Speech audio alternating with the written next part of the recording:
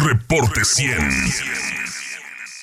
Le agradezco mucho a Sara Snap, integrante del colectivo Drogas, Política y Cultura, consejera de Reverdecer Colectivo y asesora internacional con Acción Técnica Social.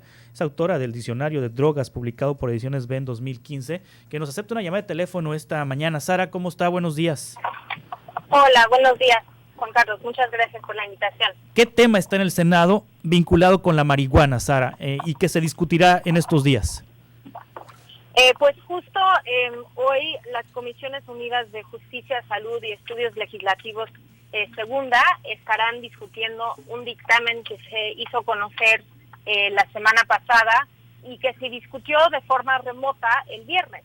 Y ahora se van a reunir presencialmente para votar ese dictamen y de ahí probablemente mañana pasarlo al Pleno para su votación y su aprobación en el Pleno. Sí. Esto proviene de la jurisprudencia de la Suprema Corte, ¿no? De un mandato directo de ellos de decir la prohibición al cultivo de cannabis para uso personal en casa es inconstitucional porque limita o restringe el derecho al libre desarrollo de la personalidad. Y eso lo digo porque es importante saber que ellos están legislando justo porque ha sido un trabajo largo de parte de la sociedad civil en llevar estos casos de litigio estratégico, y ahora después de 2 años de estar debatiendo este tema y 3 prórrogas concedidas, ellos ahora tienen una fecha límite del 15 de diciembre y parece que esta semana quieren cumplir con eso para poder mandarlo a la Cámara de Diputados. Sí, ¿qué información clave viene o qué regulación clave viene en este dictamen que se va a discutir en el Senado, Sara, en cuanto a la regulación integral de la marihuana? Pues justo esta regulación contempla 3 vías de acceso: el autocultivo, las asociaciones canábicas, ¿no? El cultivo en conjunto con un grupo como asociación civil, y un mercado regulado donde permite entonces licencias como el cultivo, la transformación, la comercialización o la investigación para empresas, ¿no? Además de algunas cláusulas para comunidades que han sido afectadas por la prohibición como una forma de reparación del daño. Nosotros seguimos viendo con preocupación algunas cosas en el dictamen, incluyendo que en realidad sigue habiendo una criminalización a personas si están portando arriba de los 28 gramos que se permite, y esto porque reconocemos que vivimos en México, las personas que usamos cannabis estamos expuestos a ser extorsionados por la autoridad solo por portar cannabis, y quisiéramos reducir las posibilidades y las oportunidades por parte de la autoridad en extorsionar o participar en algún tipo de corrupción hacia personas que consumen. Entonces, nosotros todavía estamos exigiendo cambios al dictamen como está escrito. Creemos que sí hay condiciones, por ejemplo, para eliminar la posesión simple como delito, para que entonces si te agarran con alguna cantidad, ellos tendrían que comprobar que tú tienes alguna otra intención más allá de que sea para tu consumo personal. Sí. Esto porque sabemos que la mayoría de la gente, si te encuentran con una cantidad, sea pequeña o sea grande, lo más probable es que la policía te pida dinero o te llevan a un cajero. Y si no tienes recursos, entonces te plantan, te siembran con más para que tú puedes ser un resultado, entre comillas. Entonces necesitamos quitar eso y necesitamos entender que tal vez en Canadá un umbral de 28 gramos funciona, pero en México tenemos que estar viendo la realidad. Sí, ahora, la parte medicinal, Sara Snap, ¿ya está a salvo la parte medicinal o hay todavía regulación pendiente para el uso medicinal del cannabis? Pues es interesante que preguntes eso porque justo en esta nueva versión del dictamen que vimos la semana pasada habían quitado toda la regulación de cannabis para uso medicinal, y creo que fue porque tenemos unas reformas que pasaron en 2017 sobre este tema y donde no ha habido el reglamento o la legislación secundaria que realmente tendría que sacar Secretaría de Salud y principalmente COFEPRIS. y ellos llevamos 3 años esperando ese reglamento que nunca se ha publicado y que ahora ellos tienen una fecha límite del 9 de enero para publicarlo. Entonces creo que la idea es que se va a publicar este reglamento en enero y de ahí se va a armonizar con esta ley federal de regulación de cannabis que están discutiendo. Las y los pacientes siguen reclamando que es muy restrictiva la ley hacia ellos y que además ahí en la ley, por ejemplo, dice que si das cannabis a menores de edad, entonces tú puedes ser sancionado penalmente. Y para madres y padres que están probablemente cultivando o comprando productos derivados de cannabis para sus hijos, muchos de ellos que tienen epilepsia, pues eso da mucho miedo de que ellos pueden seguir siendo criminalizados por dar a sus hijos una medicina que ha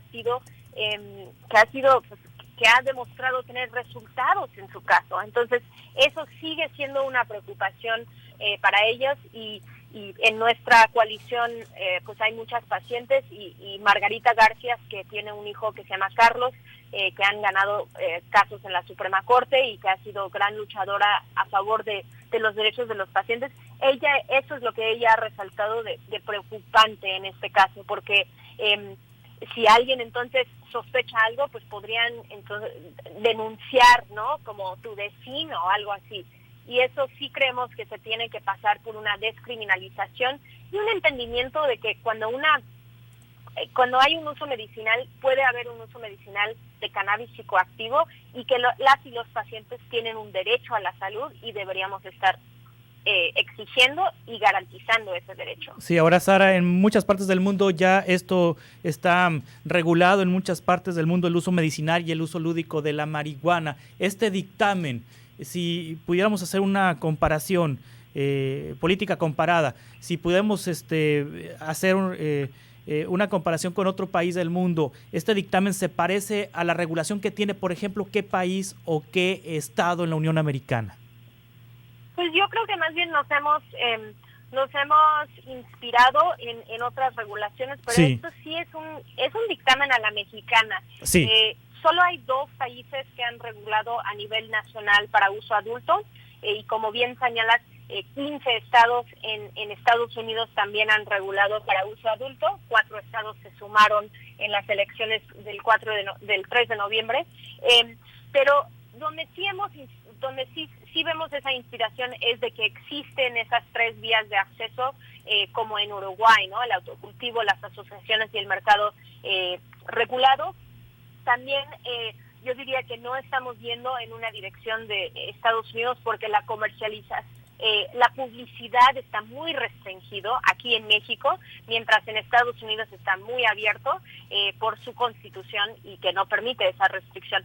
Pero aquí creo que estamos siendo algo entre Uruguay, que tiene un control estatal muy fuerte, y Estados Unidos o Canadá, donde está muy abierto y donde permite esta comercialización muy abierta, publicidad, y pues donde la idea siempre era como el turismo y poder fomentar esto. Nosotros estamos en un lugar intermedio entre esas 2 opciones y sí haciéndolo a la mexicana, en el sentido de que México sería el primer país, que somos el segundo país productor ilegal de cannabis en el mundo después de Marruecos. Entonces, México ya tiene un mercado vibrante y dinámico de cannabis ilegal, y la idea es transitar ese mercado ilegal a un marco normativo, a un marco legal, para que las comunidades que hoy en día participan pueden ganar o pueden tener sus derechos reconocidos, pueden ganar mejor sueldos, pueden ser los dueños de su trabajo y no estar vinculado al crimen organizado, sino que buscar una forma legítima de poder estar trabajando en estos mercados. Y yo todos los días me escriben personas que dicen, yo formo parte de un ejido o yo soy parte de esta comunidad y quisiéramos participar en el mercado legal de cannabis cuando sea posible. Entonces, hay una demanda desde las comunidades y vemos esas demandas reflejadas un poco en el dictamen, en el sentido de que 40% de las licencias de cultivo irían a comunidades que han tenido sus cultivos erradicados en los últimos años de la prohibición de cannabis, o que forman parte del sector social, que son ejidos, propiedades comunales o asociaciones cooperativas. Y eso es importante. Nosotros quisiéramos que fuera 80%, porque en realidad creemos que es muy importante que el Estado, el gobierno mexicano crea estas acciones afirmativas para que podamos tener una industria legal que sea una industria mexicana, una industria con un enfoque de justicia social, para que tenga ese impacto social que quisiéramos y que no sea otra industria extractiva donde hay 4 o 5 empresas grandes, tal vez transnacionales, que realmente controlan ese mercado, como es el caso de cannabis en Canadá. Entonces, sí hay ciertas cláusulas dentro de la ley que en la implementación estaremos vigilando muy de cerca para asegurar que por ejemplo, los que nos escuchan en Sonora, que esas comunidades tengan esa oportunidad de poder participar en el mercado legal y aprovechar las ganancias que les pertenecen, ¿no? Sara Snap, le agradezco mucho que nos haya tomado esta llamada y que nos haya compartido pues lo que está ocurriendo en el Senado de la República. Estaremos atentos para darle seguimiento. Gracias por tomar esta llamada.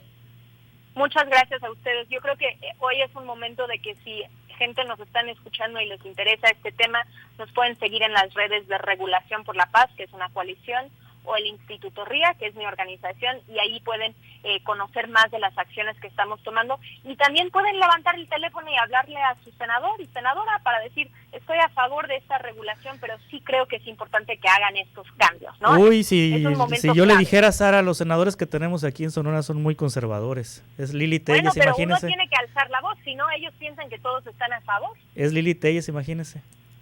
Sí, del conservadurismo, entonces mejor les decimos que somos... Y Silvana Beltrones. Y Silvana Beltrones la hemos escuchado. Ella está en las comisiones, entonces es un buen tema, porque ella está votando, ella va a estar votando hoy a las 12 del día, entonces tienen 4 horas para hablarle. A Silvana. Yo sé que ella es muy conservadora. Lo que este tema tiene en particular es que no es ideológico. Sí. Puede ser un tema de evidencia y pragmatismo, y eso es lo que necesitamos, que legislan desde la evidencia. Es que luego, Diosito se enoja en el cielo. Eso es lo que piensan, Sara. Bueno, pues. Bueno, gracias, Sara. Dios hizo esa planta, entonces no es que quiere que lo usemos, ¿no? Es cierto, ¿no? Es cierto, esa es una perspectiva interesante.